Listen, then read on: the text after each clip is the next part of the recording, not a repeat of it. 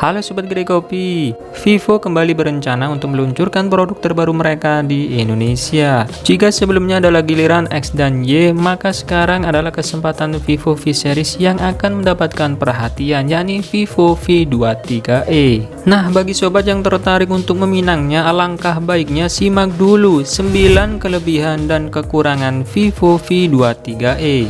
Tapi sebelum lanjut nonton, jangan lupa like dan subscribe channel ini agar bisa berkembang dan bermanfaat bagi semua orang.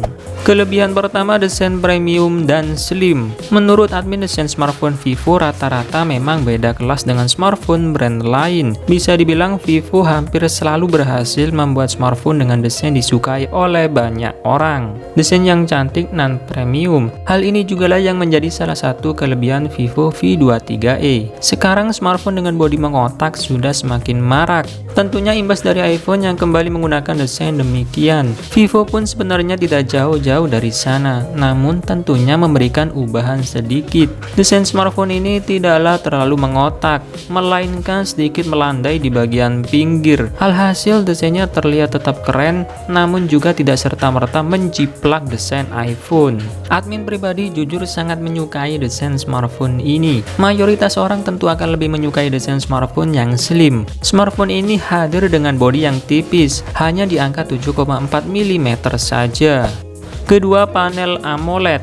Untuk memberikan pengalaman yang lebih menyenangkan kepada pengguna, Vivo V23e dibekali panel AMOLED. Ya, jenis layar ini memiliki tampilan dengan ketajaman dan kejernihan layar yang sangat memukau. Layar adalah komponen smartphone yang paling banyak berinteraksi dengan pengguna secara langsung. Tentu saja kualitas layar harus terjamin dan bisa memberikan kepuasan kepada mata pengguna. Smartphone ini mengusung layar berukuran 6,44 inci yang terbilang kompak dengan resolusi 1080 x 2400 pixel. Untuk sebagian orang mungkin saja layar ini terlalu kecil, namun untuk orang yang menyukai ukuran kompak, ukuran seperti ini rasanya sudah sangat pas.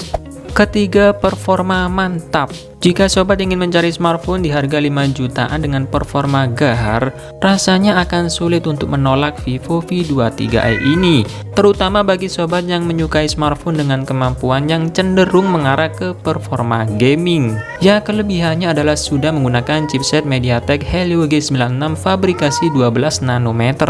Sebagai informasi, chipset G series dari MediaTek memang dirancang khusus untuk mengunggulkan performa gaming. Namun bukan berarti di luar game jadi kurang mantap ya sob. Sementara untuk pengolah grafis gunakan GPU Mali G57 MC2 yang tentunya juga sudah cukup mumpuni untuk kebutuhan gaming. Tersedia RAM 8GB untuk urusan multitasking, dan bahkan masih bisa menambah RAM dengan cara expandable hingga 4GB yang diambil dari kapasitas memori internal. Keempat, kamera juara. Rasanya susah menemukan kekurangan Vivo V23e pada sisi kamera. Sebagaimana yang sobat tahu, Vivo V Series memang selalu mengunggulkan kamera selfie. Namun ternyata kamera belakang juga tidak kalah mumpuni, bahkan bila harus dibenturkan dengan kompetitornya sekalipun. Smartphone ini dibekali triple kamera belakang, yakni 64MP main kamera, 8MP ultrawide, dan 2MP makro. Untuk sobat yang khawatir dengan goyangan pada saat memotret atau merekam video, jangan khawatir, karena sudah ada fitur Gyro Edge demi mendapatkan stabilisasi yang maksimal. Kelebihan di sektor kamera ada pada kamera selfie, tidak tanggung-tanggung. Smartphone ini dibekali lensa swafoto beresolusi 50MP, yang menurut admin sudah sangat wah untuk smartphone di harga 5 jutaan. Intinya, jika sobat memang menyukai smartphone besutan Vivo dan kebetulan mencari smartphone dengan kemampuan kamera depan yang maksimal, maka Vivo V23e ini rasanya sangat sulit untuk diabaikan. Kelima, under display fingerprint. Membeli smartphone dengan harga 5 jutaan namun masih menggunakan sensor fingerprint konvensional sangat disayangkan pastinya. Nah, Vivo bermain cantik dalam hal ini karena sudah menggunakan panel AMOLED tentunya. Tidak mau tanggung hanya sekedar panel AMOLED saja. Kelebihannya juga karena sudah mengadopsi under display fingerprint. Ya, fitur tersebut hanya bisa digunakan minimal pada panel layar berjenis AMOLED, dan Vivo memanfaatkan hal tersebut. Memang benar jika fungsinya sama saja, yakni membuka kunci layar. Namun dengan sensor fingerprint di bawah layar tentunya akan lebih mewah dan juga desainnya bisa dibuat lebih minimalis. Keenam, flash charge 44 watt. Kalau berbicara mengenai baterai, rasanya inilah yang menjadi salah satu kekurangan Vivo V23e. Bagaimana tidak, smartphone ini hanya dibekali dengan baterai berkapasitas 4050 mAh saja, sangat terbatas. Namun di balik kekurangan ini ada juga kelebihan, yakni fast charging 44 watt.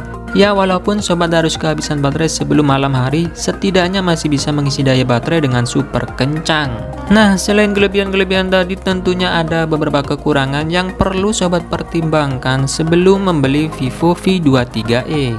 Kekurangan pertama, tanpa lubang jack audio. Kita memang harus mengakui jika sekarang ini ada banyak smartphone baru yang tak punya port jack audio lagi. Namun biasanya absennya port ini selalu dibarengi dengan alasan yang memang masuk akal. Alasan yang sering digunakan adalah demi meningkatkan kemampuan kedap air.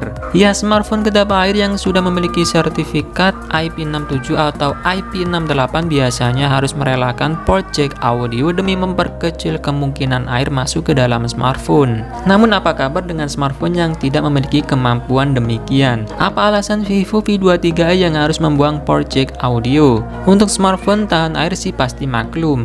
Namun untuk smartphone ini, admin sendiri menganggapnya sebagai sebuah kekurangan. Kedua, tanpa NFC. Untuk pengguna smartphone yang sudah melek teknologi, tentunya tak asing lagi dengan Pay Cashless, ya metode pembayaran yang dilakukan secara digital. Jika kita membeli smartphone di harga 3 jutaan saja saat ini, sudah banyak yang memberikan fitur NFC. Selain untuk pembayaran cashless, NFC juga bisa kita manfaatkan untuk berkirim file dengan jauh lebih cepat jika dibandingkan dengan Bluetooth. Namun sayangnya Vivo V23e tidak mendukung NFC. Padahal harganya sendiri sudah menyentuh angka 5 jutaan. Masa harus kalah dengan smartphone seharga 3 jutaan? Padahal fitur NFC bukanlah fitur yang terlalu mahal.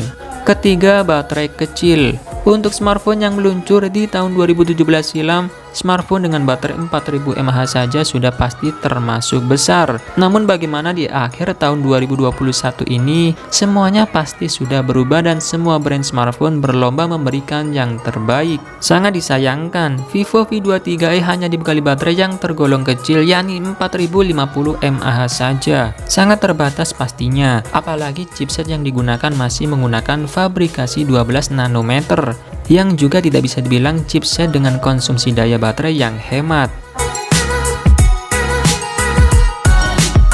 Nah, itulah tadi ulasan mengenai kelebihan dan kekurangan Vivo V23e. Semoga bisa membantu sobat sebelum membeli smartphone ini. Untuk info lebih lanjut silahkan sobat kunjungi website resminya. Linknya admin taruh di deskripsi video ini. Oke sob, terima kasih sudah menonton, semoga bermanfaat. Dan support channel ini dengan like video ini. Saya admin Krikopi, pamit undur diri, sampai ketemu lagi di video selanjutnya. Bye-bye.